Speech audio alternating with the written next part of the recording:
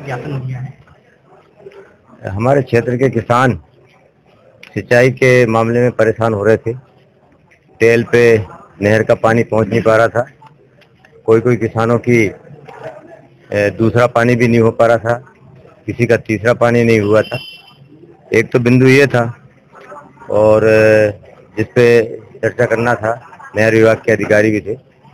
दूसरा बिंदु, जो खरीदी केंद्र थे वो उनमें से आधे खरीदी केंद्र शासन बंद कर रहा था और वहाँ पे पंजीयन भी नहीं हो रहा था।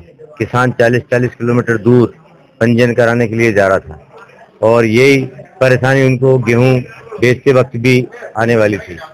इस पे चर्चा हुई कि वो पिछले बार की तरह, पिछले साल की तरह यथावत पूरे केंद्र, खरीदी केंद्र रहना चाहिए, उन पे गेहूं किसानों का खरीदा जाना चाहिए, उन पे पंजीयन होना चाहिए।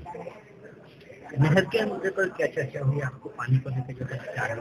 नहर के मुद्दे पे किसान असमंजस में था कि नहर कब बंद होगी और किसानों को पानी कब तक मिलेगा।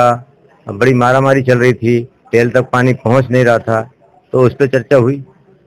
नहर विभाग के द्वारा, शासन प्रशासन के द्वारा, नहर विभाग के द्वारा ये बताया गया कि हम टेल तक पानी पहुंचाने की कोशिश करेंगे, और जब तक डैम में पानी रहेगा तब तक किसानों को पानी मिलेगा।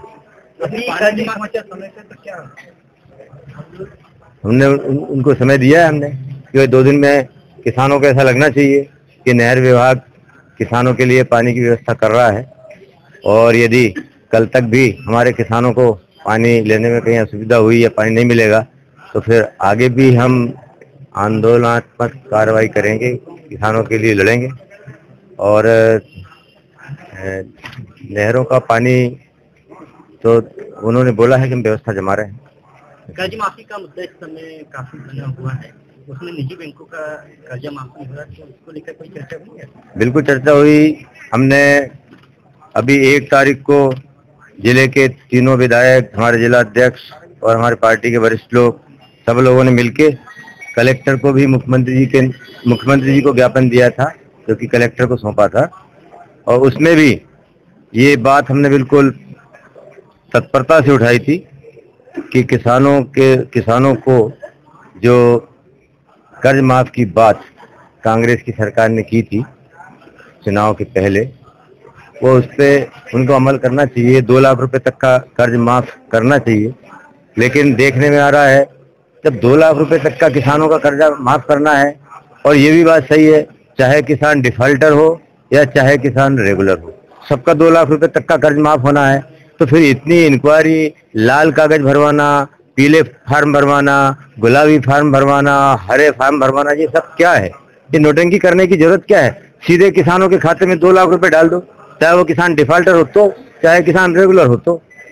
अब मुझे यही समझ में नहीं आ रहा। हमने फिर मांग की है। रहा प्राइवेट बैंकों का, आपने पूछा है, तो प्राइवेट बैंकों का कर्जा माफ क्यों नहीं होना चाहिए? प्राइवेट बैंक को काम करने की स्वीकृति किसने दी? शासन प्रशासन ने दी ना, सरकार ने दी ना।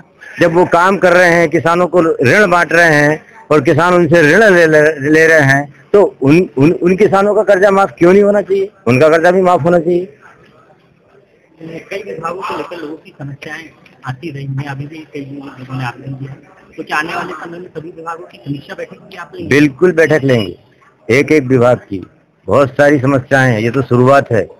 हमारे कई गरीब लोगों के अभी भी बीपीएल के कार्ड नहीं बने, कई हमारे गरीब लोगों के संबल के कार्ड नहीं बने, आयुष्मान योजना के कार्ड नहीं बने, कई गरीब लोगों को अभी बीपीएल का फायदा नहीं मिल रहा। उनके आवास, जो प्रधानमंत्री आवास योजना के अंतर्गत उनके मकान बनना चाहिए, लेकिन वो गरीबी रेखा में नहीं आ रहे, उनके मकान नहीं बन रहे हैं। बहुत सारी समस्याएं हैं, और मैं तो एक समस्या के लिए बिल्कुल समीक्षा करूंगा, समीक्षा बैठक लूंगा।